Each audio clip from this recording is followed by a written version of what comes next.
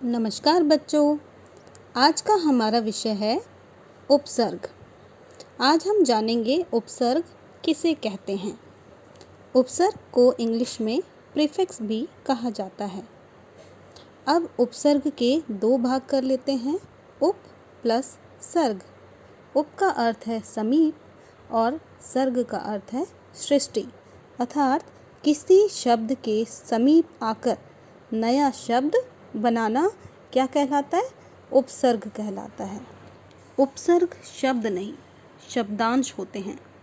मूल शब्द से पहले लगते हैं और उनके अर्थ में बदलाव ला देते हैं। उन्हें उपसर्ग कहा जाता है।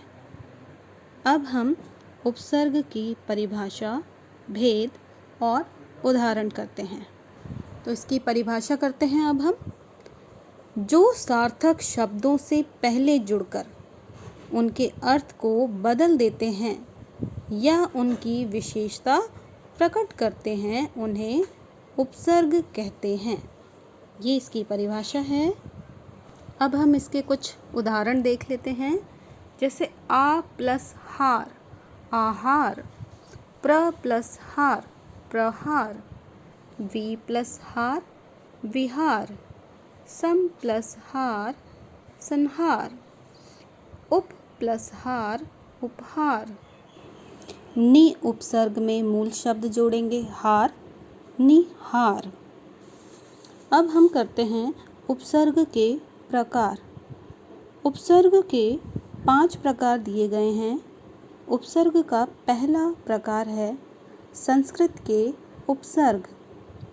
दूसरा है हिंदी के उपसर्ग, उर्दू फारसी के उपसर्ग, फिर है अंग्रेजी के उपसर्ग और अंतिम है संस्कृत के अव्यय।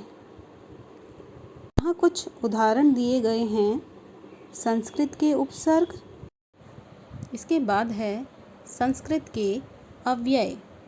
इन उदाहरणों को देखकर आप समझ सकते हैं कि उपसर्ग के साथ मूल शब्द जोड़कर नए शब्द बनाए गए हैं। संस्कृत के अव्यय, हिंदी के उपसर्ग, ये इनके 5 उदाहरण हैं जिनके उदाहरण दिए गए हैं। हिंदी के उपसर्ग हैं ये, उर्दू फारसी के उपसर्ग। अगला है हमारा अंग्रेजी के उपसर्ग। अब हम इसके कुछ उदाहरण देख लेते हैं जिनमें शब्दों से उपसर्ग और मूल शब्द को किस तरह से अलग किया जाता है।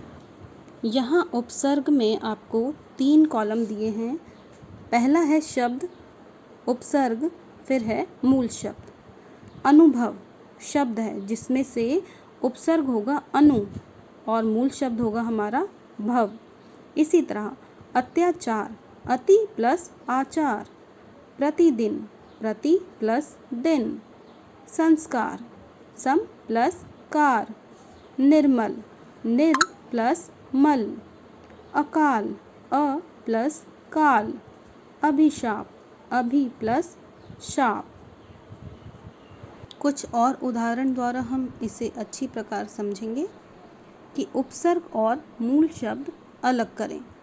यहाँ उपसर्ग दिए हुए हैं और उसमें से हमें उपसर्ग और मूल शब्द को अलग करना है। आकाश, आ प्लस काश।